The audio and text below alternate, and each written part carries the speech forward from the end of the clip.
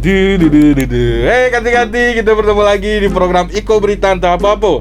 Program berita yang kami rangkum secara buru-buru dan kami sampaikan secara asal-asalan. Jika tidak suka, Anda bisa cari program yang searah dengan Anda, atau Anda bisa ganti channel lain yang searah dengan Anda. Iko Berita Entah Apa-apa.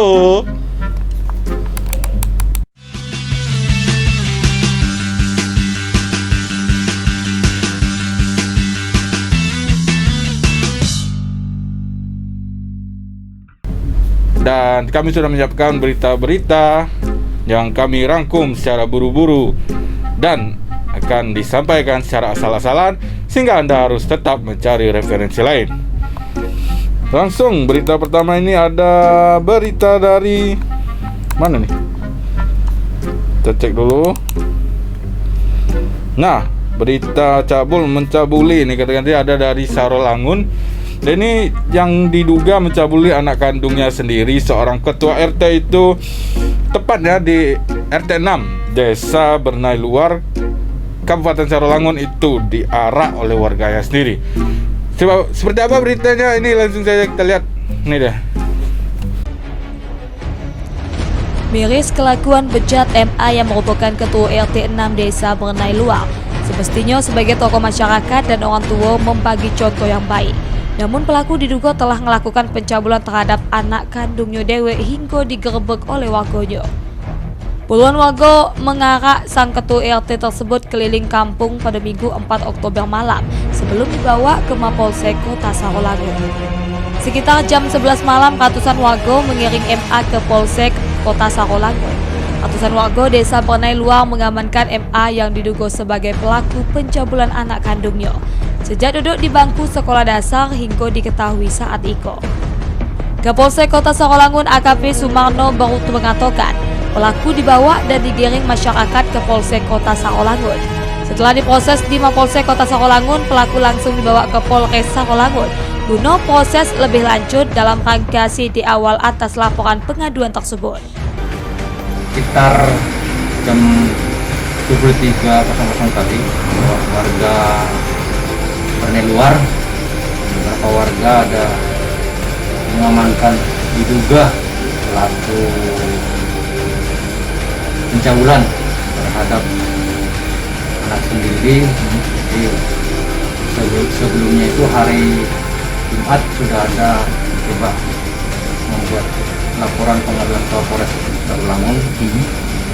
Jadi masyarakat habis ada kegiatan dari di desa tersebut menemukan yang diduga pelaku, selanjutnya membawa ke Polsek Kota.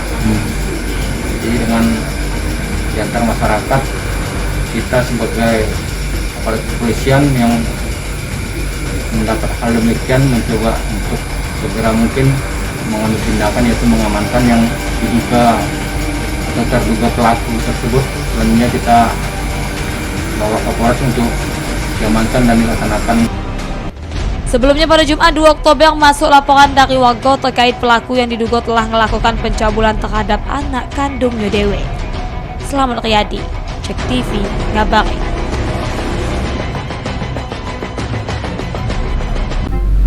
Nah, itu dia seorang ketua RT atau rukun tetangga yang diduga mencabuli anak kandungnya sendiri. Dan juga itu meskipun sempat terjadi aksi main hakim sendiri oleh warga, itu ketua RT sang pencabul itu berhasil diamankan di Polres ya.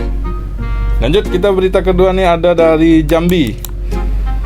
Ganti-ganti ada Polda Jambi yang berhasil menggagalkan penyelundupan sebanyak 30 kg sabu-sabu. Ini dia, kita tengok beritanya.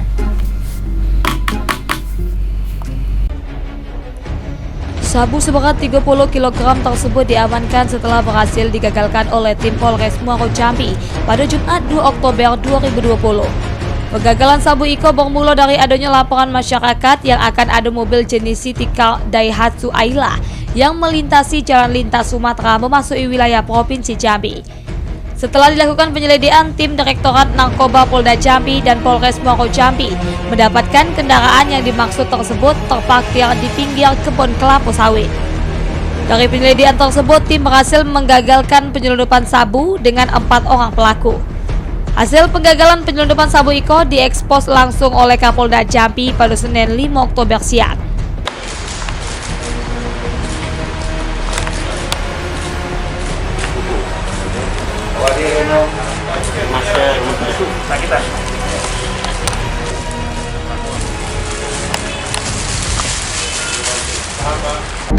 Kapolda Jambi Irjen Pol Firman Santia Budi menyampaikan, salah seorang pelaku sempat melakukan perlawanan kepada pihak kepolisian, sehingga pelaku tersebut tertembak di bagian kepala. Pelaku sempat dirujuk ke rumah sakit di Moro Jambi hingga rumah sakit di Kota Jambi. Namun naas pelaku tersebut meninggal dunia. Segala pelaku yang terlibat dalam penyelundupan sabu dikenakan pasal 114 ayat 2 Undang-Undang Nomor 35 Tahun 2009 tentang narkoba dengan ancaman kurungan penjara seumur hidup. Dugaan masuk dari Aceh. Ini dari Bengkalis, ini dari Aceh. Jadi ini kita ingin menyampaikan melalui pesan ini bahwa kelompok-kelompok mereka tetap mengupayakan jalur Sumatera ini menjadi jalur yang akan mereka pakai untuk menebarkan sabu-sabu ini ke wilayah Sumatera maupun ke Jakarta, Jawa. Ketika mobilnya diduga kejahatan yang lain, polisi sempat ada mengejar. Jadi daripada ketahuan di mobilnya ada, dia turunkan dulu. Harapannya nanti selesai nggak ada Pak, balik lagi ambil. Ini harapannya. Ya, karena udah jelas disembunyikan. Siapa yang menduga mobil dari jenisnya saja nggak mungkin mobil seperti itu yang biasa dipakai operasional ke wilayah sawit. Memang mau disembunyikan. Pak, pelaku 20 kilo itu 30 kilo itu ya. pengedar apa kurir, Pak? Sementara ini masih kurir. Kurir. Diupah berapa, Pak, sekali ngirim itu, Pak? Tidak sama, itu yang dari hasil sementara informasi yang kita terima. Ini yang ketiga kali. Ita Rizky, Cek TV, ngabari. Nah, ganti kita kembali lagi di acara Iko Berita Tapapo. Masih ada berita yang sudah kami rangkum secara buru-buru dan akan disampaikan secara asal-asalan untuk kalian semua, sehingga kalian semua harus tetap mencari referensi lainnya.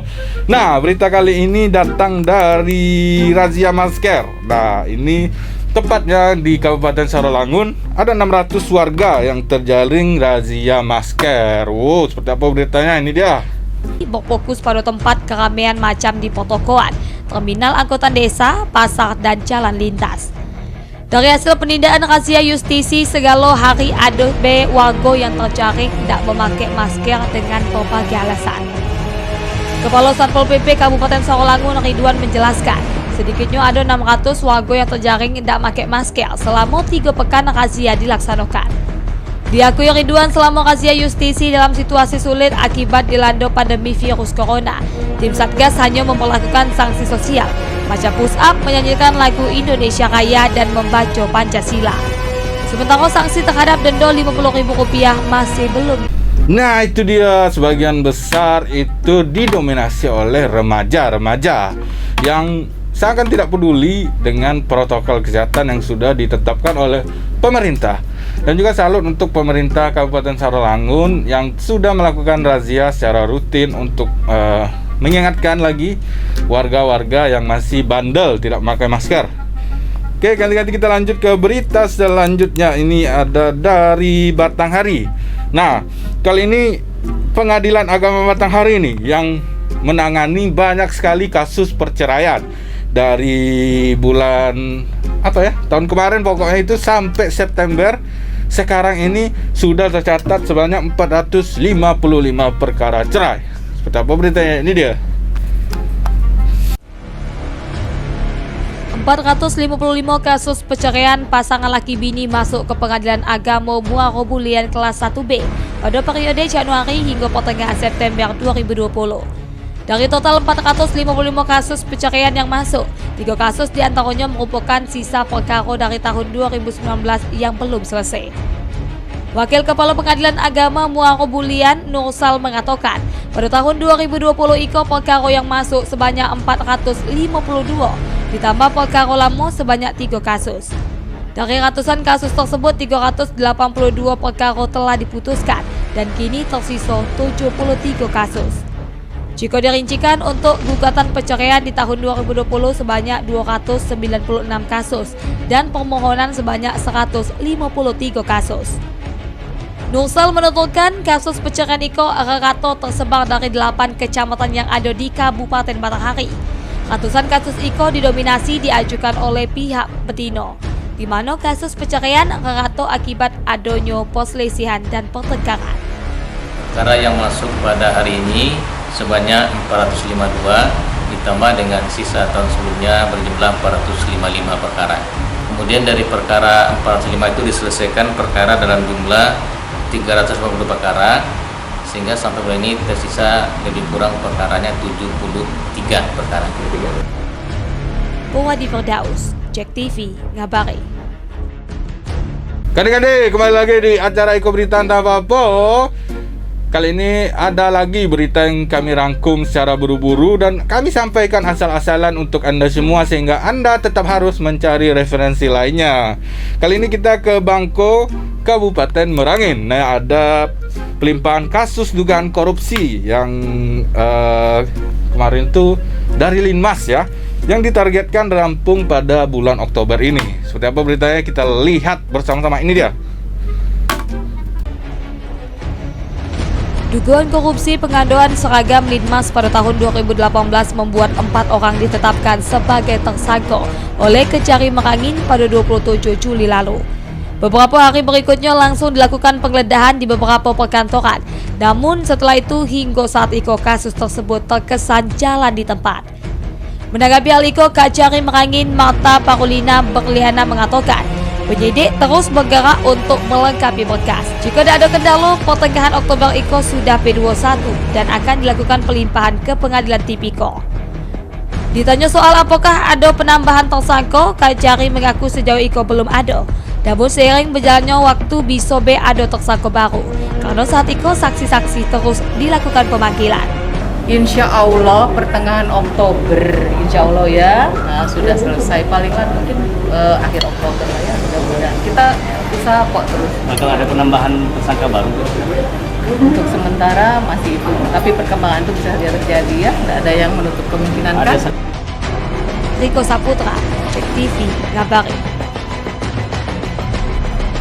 Itu dia statement dari pihak Kejaksaan Negeri Merangin itu menyatakan bahwa pelimpahan kasus akan rampung pada bulan Oktober ini ganti-ganti.